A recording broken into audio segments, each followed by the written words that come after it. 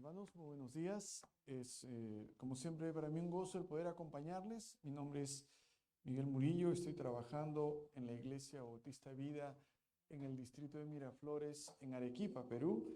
Y siempre que he podido visitarles, siempre, hermano, he sido muy animado, de verdad. Nos llena de mucho gozo ver cómo es que Dios está obrando en su iglesia, en las iglesias aquí en este sector del país.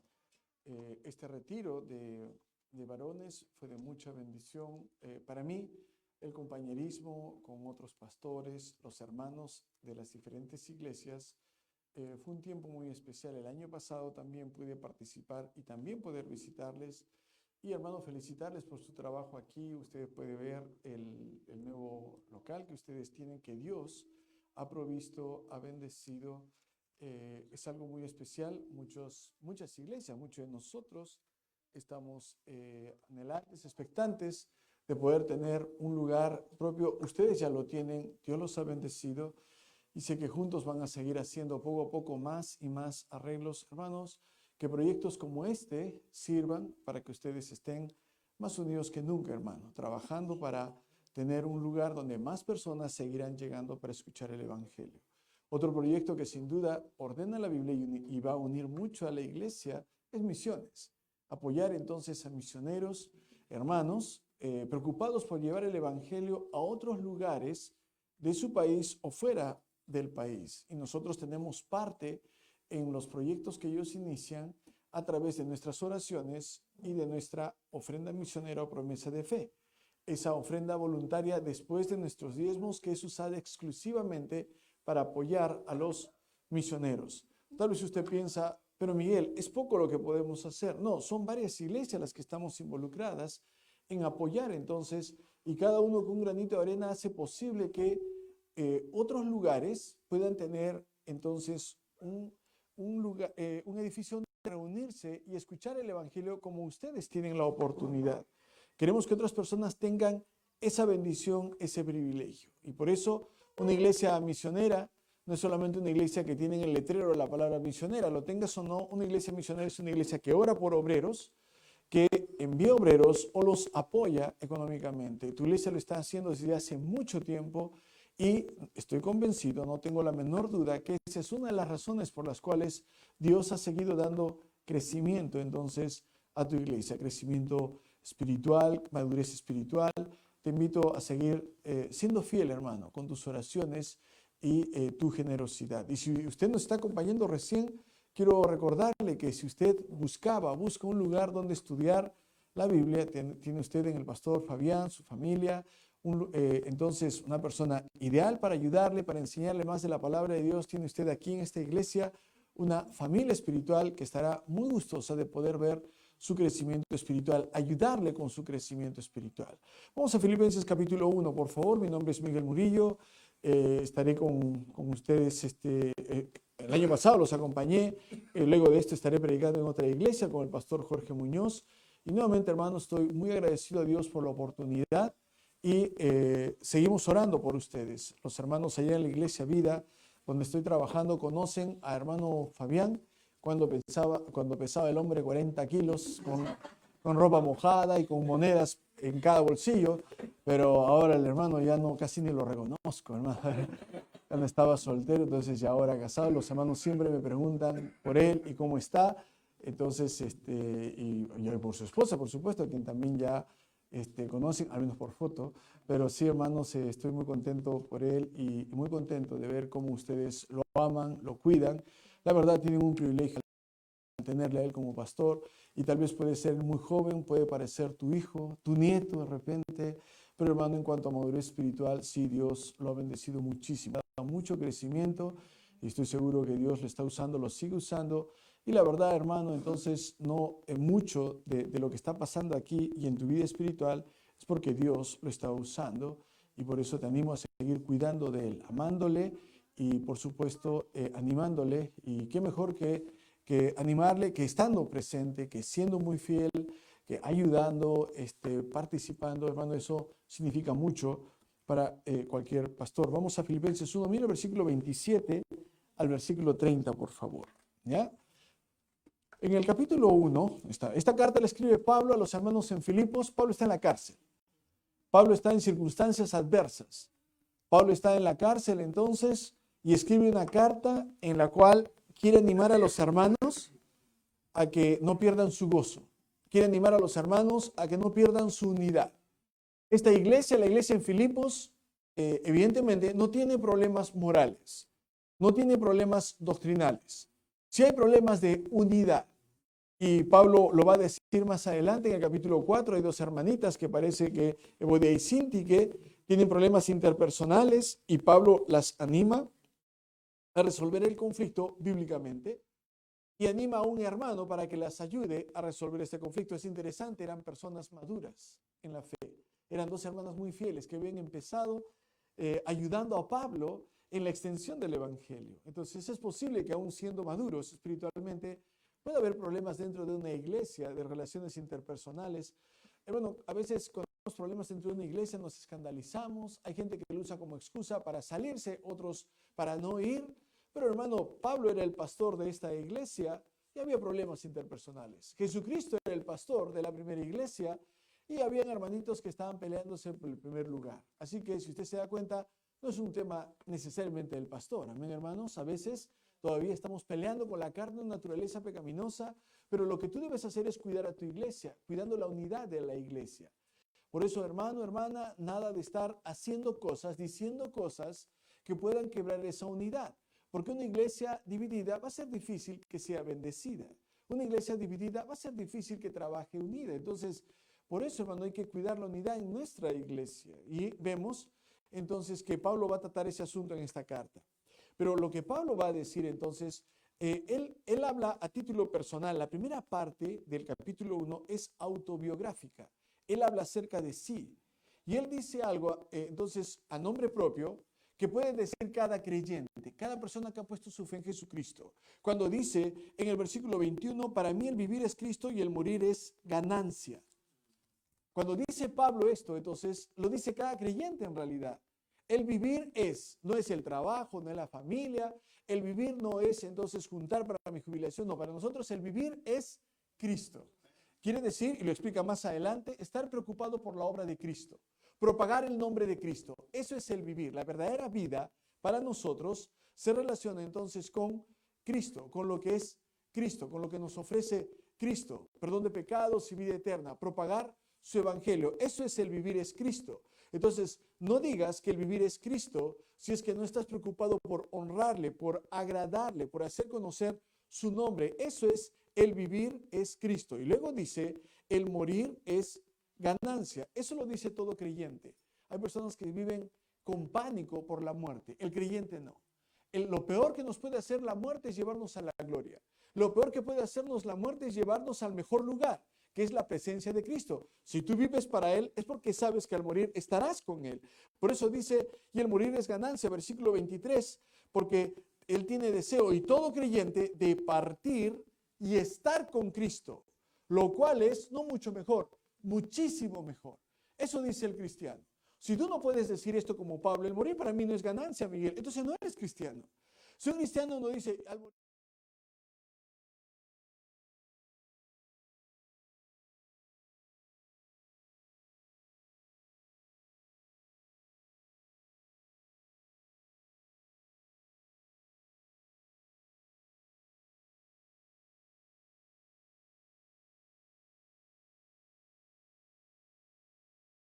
y por eso tu vida aquí en la tierra es un punto. Al morir, tu vida es esa línea que nunca acaba. Nosotros vivimos para la línea, no para el punto. No vivimos para esta tierra, vivimos para el mundo venidero. Y por eso el creyente tiene esa certeza. Cuando no teníamos a Cristo, no sabíamos dónde íbamos a ir. Vivíamos asustados.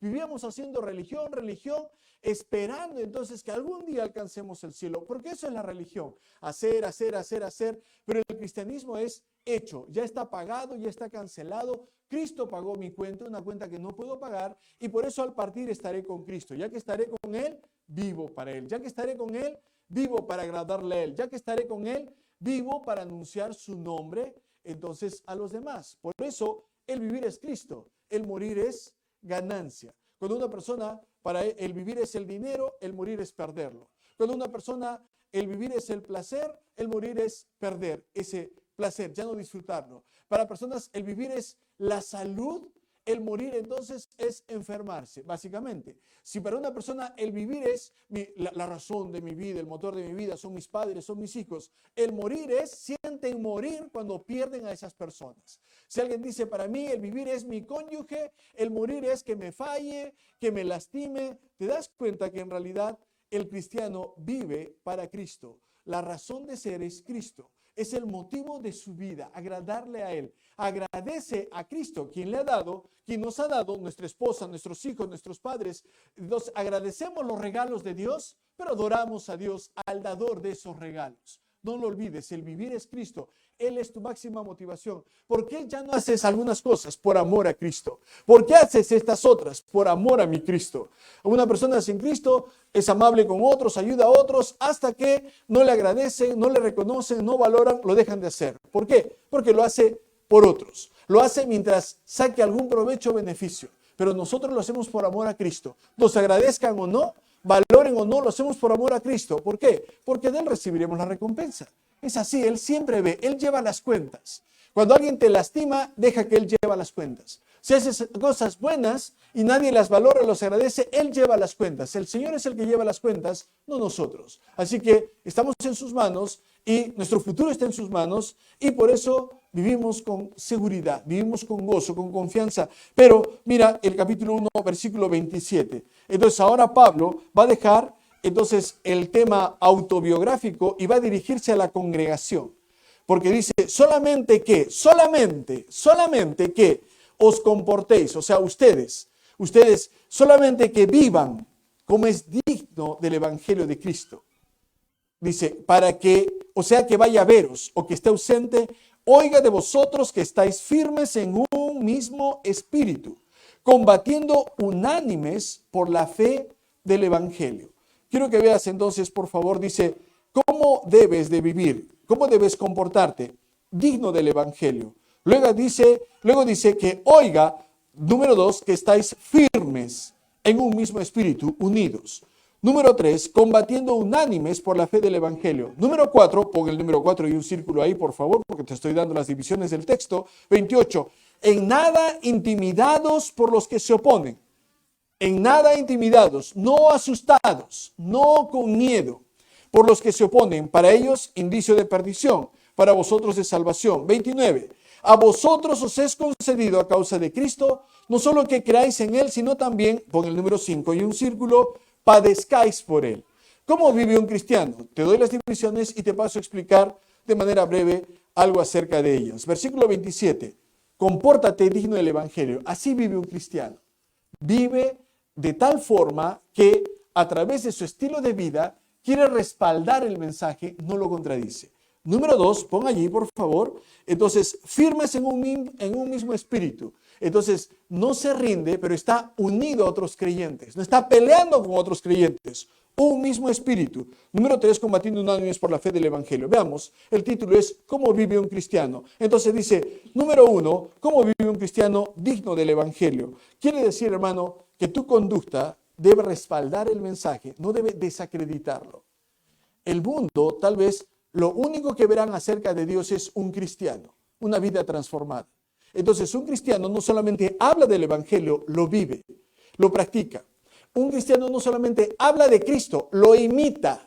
Un creyente no solamente proclama su nombre, honra su nombre también. ¿Cómo? Viviendo de tal forma que sea digna del Evangelio, acorde al mensaje que estamos predicando. Un mensaje de amor, pero de santidad. Un mensaje de misericordia, pero de justicia. Entonces, un mensaje de salvación, pero también de pureza.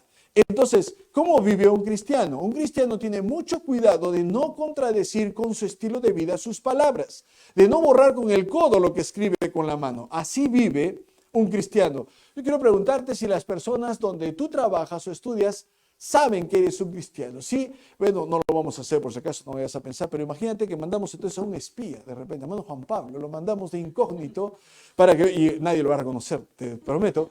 Entonces, lo mandamos al hermano a tu trabajo y él empieza entonces a preguntar, ¿conoce al hermano fulano, a la hermana fulana? ¿Hermano? Hermana, no, ¿en serio? ¿Desde cuándo que ni enterado? No te creo, te estás burlando de mí. O diría, ya sabíamos. Seguramente usted es de esa iglesia donde el hermano nos invita, la hermana nos habla de Cristo.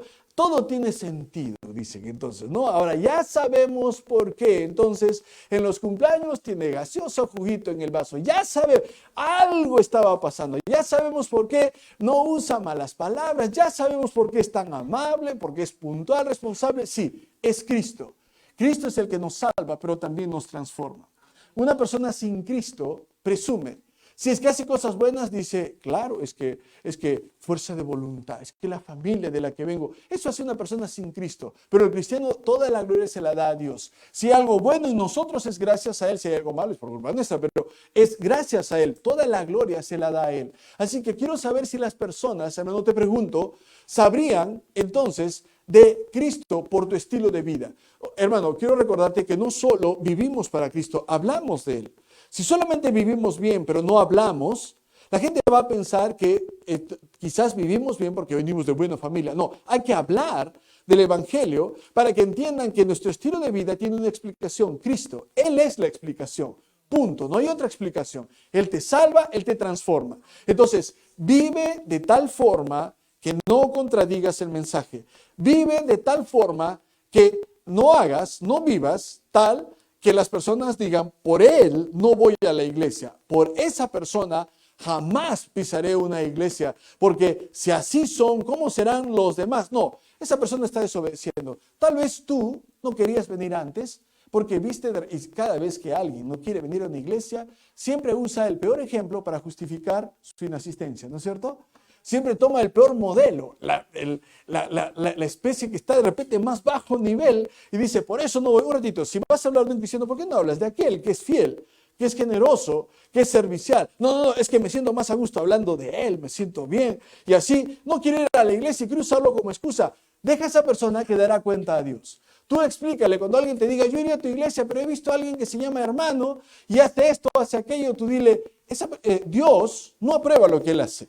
Dará cuenta a Dios, pero tú también. Cada uno dará a Dios cuenta de sí. Así que no creo que Dios te deje entrar. Déjame entrar. Y Cristo te va a decir, no puedes entrar. Pero déjame entrar. Yo iba a ir a tu iglesia, Señor, por la cual tú has muerto. Pero yo vi el ejemplo del hermano tal, la hermana tal, y por eso, está bien. ¿Quién dices? Fulano, sutano, ahora van a ver, pasa nomás. Y empieza a pasar lista. ¿Dónde están esos dos que causaban problemas? No va a ser así. Cada uno dará a Dios cuenta de sí.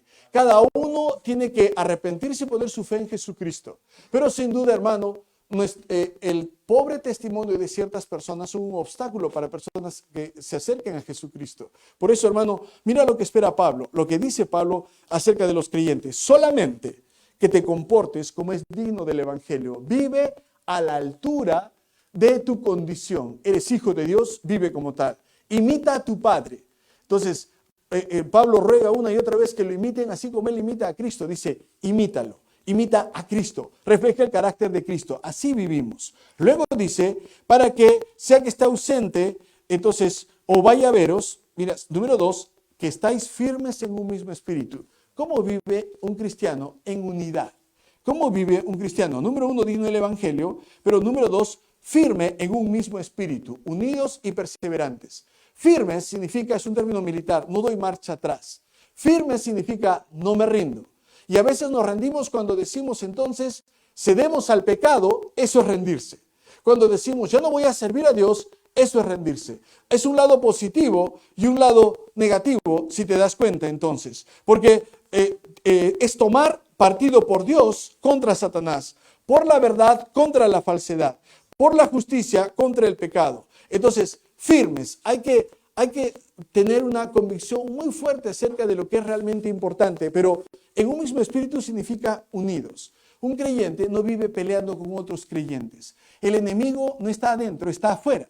El enemigo de nuestras almas va a buscar causar división dentro de la iglesia. Y la verdad, hermano, eso lastima a tu iglesia, lastima la obra de Dios. Entonces, debilita a la iglesia. Una iglesia dividida va a ser imposible que pueda ser bendecida y que pueda hacer lo que Dios le ha llamado a hacer. Entonces, siempre va a haber diferencias, entonces, entre creyentes, y lo ves en el capítulo 4 de Filipenses, 2 hermanas. Pero, ¿cómo se trata esto? Cara a cara. No con indirectas, no formando partidos, los que están a favor de, los que están en contra de. No, hermano, así no se trata un problema. En Mateo 18 Jesús dijo, si tu hermano pecare contra ti, ve y repréndele estando tú y él solos. No dice, llévalo a la reunión de oración. No dice, súbelo en tu muro con indirectas. Súbelo a tu estado y mándale una indirecta. No, no dice eso la Biblia. Es cara a cara, es mucho mejor. Bloquea al hermano problemático. No, no dice eso. Dice cara a cara. Es lo que dice la Biblia que debemos hacer. Entonces, y es lo que debemos hacer para cuidar la unidad en nuestra iglesia. Pero si no quiere arreglar, Jesús te dijo lo que debes hacer. Lleva 1 o 2 contigo, para que en boca de 2 o 3 conste toda palabra, y de esa forma lo ayudas al hermano a entrar en razón y se arregle el problema. Perdona o pide perdón. Esa es la forma. Por eso dice en un mismo espíritu, no te rindas, pero unidos. Así vive un creyente. Entonces, hermano, nada de estar peleando, hermano, por cualquier cosa, porque sí, porque no, por si acaso. Nada de eso, hermano. Cuida la unidad en tu iglesia. Y si hay alguna diferencia, hermano, no me saludó. De verdad, no te vi, hermano. Asunto arreglado, hermano. Dios te bendiga. Nos vemos el domingo. Así debe de ser entre nosotros. Hermano, no puedes tener tampoco una piel muy delgada y ofenderte de cualquier cosa. Hermano, estoy ofendido porque hace mucho frío en la habitación. Entonces, luego, porque hace mucho calor en el verano. Por fin, hermano, si tú buscas, si tienes la piel delgada, cualquier cosa te va a ofender. Entonces, tienes que aprender a escoger aquellas cosas por las cuales vale la pena pelear. Eso es madurez espiritual. Pero hermano, aún así al final aceptas un perdón o lo pides y es así como estamos firmes en un mismo espíritu. Número 3, combatiendo unánimes por la fe del Evangelio. ¿A qué se refiere combatir por la fe del Evangelio? Significa propagarlo. Combatiendo unánimes por la fe del Evangelio significa testificar a otros. Combatiendo unánimes, hermano, sí, estamos combatiendo. Testificar es combatir. ¿Te das cuenta que cuando alguien te habla de Cristo, tuvo que combatir con sus nervios? Porque, hermano, cuando dice, ¿le hablo o no le hablo? ¿Le hablo o no le hablo? Y lo ves al hombre de repente y te da miedo hablarle. Lo miras y ¿aceptará a Cristo? ¿Querrá venir a Cristo? No. Y si me pega, hay como una lucha en tu corazón. Hay una lucha con tu vergüenza, hay una lucha con el temor, hay una lucha de repente contra el desánimo, porque dice, no, no va a querer. Y ya está aquí esa persona. Lo mismo pasó contigo.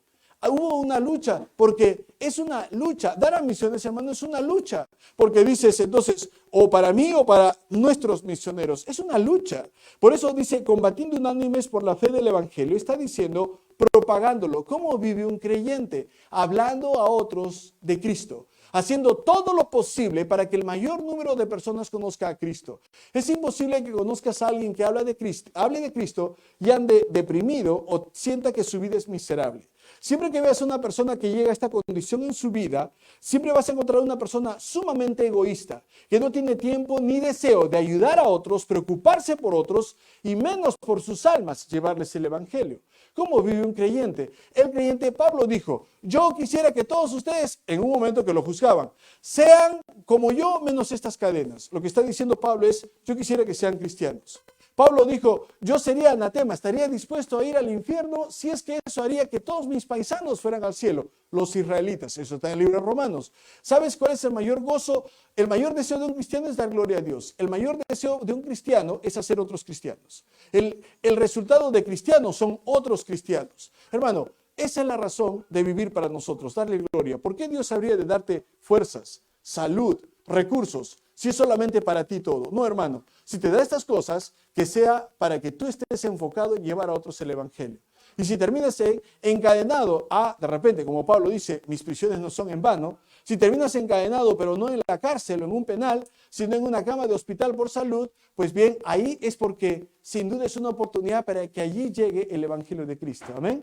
Si terminas en un trabajo, entonces de repente difícil y un horario extenso, es para que allí también llegue el Evangelio de Cristo, combatiendo unánimes, juntos, por la fe del Evangelio. Así vive un cristiano, hermano. Su estilo de vida respalda el mensaje. Así vive un cristiano, hermano, unido a otros creyentes. Es tu familia en la fe. Así vive un cristiano, haciendo que otros escuchen acerca de Cristo. Mira, por favor, el versículo 28. En nada intimidados por los que se oponen. Para ellos, indicio de perdición. Para vosotros, de salvación. ¿Cómo vive un cristiano, hermano? Número 4. En nada intimidados por los que se oponen. Un creyente no vive asustado. Va a haber oposición, hermano, al Evangelio. Siempre. Va a haber gente, el que se opone al Evangelio muestra que es perdido. Lee el texto. El que rechaza a Cristo y el Evangelio es una evidencia de que esa persona no es salva, evidentemente. El que, como hace un momento leía el hermano en Primera de Pedro, hermano, en cambio, las personas que somos atacadas por nuestra fe en Jesucristo, gózate porque es un indicador de que eres cristiano entonces. Entonces, cuando gente se empieza a burlar porque eres hermano, porque eres un aleluya, porque vas aquí aprendí la palabra canuto. Yo sé que ustedes ya conocen la palabra. Aquí la aprendí. 2001, recuerdo. Vine agosto del 2001, primera vez que vine a Santiago de Chile, y allá canuto es un fideo. No sé qué es acá. Dice, un kilo de fideo canuto. Mi abuela mandaba a comprar. Cuando dije canuto. Entonces ya empecé a averiguar la palabra y viene de un apellido. Pero el tema es, hermano, aquí empiezan a aprender, y hasta en algunos casos despectivo. Tranquilo, hermano. Lo llevamos a mucha honra si es que cristiano, hermanito o lo que fuese que te estén diciendo. ¿Por qué? Es un indicio de perdición. Pero lo que está diciendo es, el creyente no vive asustado. No vive asustado por los que se oponen. Paréntesis, hermano, todos vivimos asustados. Hay personas que viven tan asustadas de la salud que su Dios es la salud. Si encuentras de repente, si ya no tiene un altar de yeso, de repente en la esquina de la casa, pero tiene una jeringa de repente y tiene un antibiótico y se está inclinando y recomendándolo a todos porque piensa que la salud es su Dios. Hermano, solo Cristo es nuestro Dios. Para Él vivimos. Y lo peor que le puede hacer un creyente, entonces, es llevarnos a la gloria. La muerte para un cristiano es la puerta que nos lleva a nuestro verdadero hogar. Es el pasadizo que nos lleva a la casa verdadera, que no será destruida. Así que, hermano, Dios no quiere que vivas asustado. Dios no quiere que tú vivas, hermano, con tensión, todo el tiempo con un termómetro en una mano, alcohol en el otro, y diciendo, hermano, ¿por qué? Porque yo quiero seguridad. Hermano, no eres eterno, no sé si lo sabías. Así que Dios no quiere que vivas asustado. Si algo te debe preocupar es la salvación de otras personas. Si algo debe obsesionarte, hermano, debe ser el alma de tus hijos, de tus nietos, de tus padres. Si algo, hermano, debe causarte que estés noches sin dormir, no debe ser, hermano, que un achís de tus hijos, o un achís de tu cónyuge, un estornudo. Si algo debe preocuparte, debe ser su vida espiritual. Eso es lo que debe preocuparte, hermano. Y eso es lo que hace que otros temores desaparezcan. Un creyente sabe, hermano, tú puedes saber cuál es su Dios por sus pesadillas. Si tu peor pesadilla es que tus padres no estén, ya hiciste de ellos tu Dios. Puedes saber fácilmente qué adoras. Si tu peor pesadilla es quedarte sin dinero, ya sabemos cuál es tal vez tu Dios, con D minúscula. Pero si Dios es tu Dios, ya no tienes temores, porque Dios nunca te va a faltar y Dios nunca te va a fallar. Mucha de la frase repetitiva de Cristo a los discípulos, ¿cuál era? No temas. Los veía en la barca, no temas. Se aparece después de la resurrección y les dice, no temas. ¿Por qué siempre dice no temas? Porque es algo a lo cual estamos propensos. Y una persona asustada no quiere servir a Dios. Quiere encerrarse, quiere echar llave a la puerta y dice, no salgo, y nadie sale. Y encima no solamente se enjaula, sino que trauma a todos los que viven ahí adentro. Hermano, así no quiere Dios que vivamos. Él quiere que vivamos con gozo. Lee la epístola. Está en la cárcel Pablo y dice, me gozo, regocijaos en el Señor. Ustedes son mi corona y gozo, dice Pablo. Los hermanos, no sus circunstancias, no condiciones carcelarias favorables, no un menú en la cárcel de Roma, pero hermano, 5 tenedores. No, hermano, no es eso lo que él quiere. Él no depende de sus circunstancias, él depende de su Señor y nosotros también. Amén, hermano. En nada intimidados por los que se oponen. Y la última cosa, hermano, más adelante dice el versículo 29, a vosotros os es concedido a causa de Cristo, no solo que creáis, sino también que padezcáis. Número 5, entonces, ¿cómo vive un creyente? Consciente que experimentará persecución. Así vive un creyente, hermano. Consciente que va a experimentar oposición. Dice, no solo se te concede que creas, sino que seas perseguido. Sí, hermano, en realidad no debe desalentarte el que personas se opongan. Cristo dijo que el día que tú creas en Él, los enemigos del hombre serán los de su propia casa. Es lo que Él dijo. Él ya te anticipó. En Juan 16 dijo, en el mundo tendréis aflicción. El creyente sabe, hermano, piénsalo, si todo te fuera bien aquí en la tierra, si no enfermarías, si no tendrías oposición, problemas de relaciones con personas, relaciones tensas con personas, si todo fuera a pedir de boca, número 1, no orarías. Número 2, quizás ni te veríamos acá, a decir verdad. Y número 3, en vez de decir, venga tu reino, ven Señor Jesús, ¿qué dirías? Retrasa tu reino, Señor. Señor, no vengas todavía, vas a destrozar mi reino. Eso es lo que orarías. Hermano, este mundo, por la naturaleza misma del pecado, no esperes perfección de él. Este mundo no es tu hogar, no es tu verdadera casa. Somos extranjeros y peregrinos, dice Pedro. Extranjeros porque no somos de aquí, Entonces, y peregrinos porque estamos de pasadita solamente rumbo a nuestro verdadero hogar. Amén, hermano. No te encariñes mucho con esta vida porque no te vas a quedar. No pongas tus estacas muy adentro porque te vas a ir, vas a partir y estar con Cristo, lo cual es muchísimo mejor. Ya llegan las canas, aparecen canas, desaparecen dientes, aparecen arrugas. Y la verdad, hermano, ¿qué es lo que está pasando cada vez? Entonces, si Cristo no viene antes, estás más cerca a su presencia.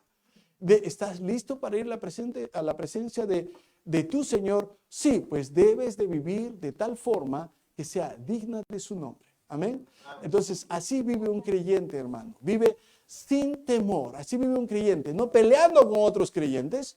Así vive un creyente, esparciendo el evangelio como loco, hermano, obsesionado porque otros conozcan de Cristo. Porque lo único que va a contar allá, hermano, tu gozo y corona, tus coronas van a ser otros cristianos. Es lo que va a contar. Dicho sea de paso, hermano, no hay nada de malo en logros académicos, económicos, pero la verdad, no creo que llegando al cielo dice, Señor, mira, ahí llega el astronauta, abran, ángeles, háganse a un lado, va a entrar el hombre que ha estudiado y ha hecho esto. No, hermano, va a llegar, ahí viene mi siervo, un siervo fiel. Dice, él dice mismo que va a servirnos. Hermano, es muy interesante lo que dice la Biblia acerca de sus siervos. Y la recompensa será lo que hicimos para él, no para nosotros. Lo que lo impresionó a él, no lo que impresionó a otros. Eso es lo que va a contar en realidad. Así que, hermano, ¿cómo vive un cristiano? Pablo te lo explica en estos cortos versículos y debe ser un recordatorio para nosotros. Vamos a orar por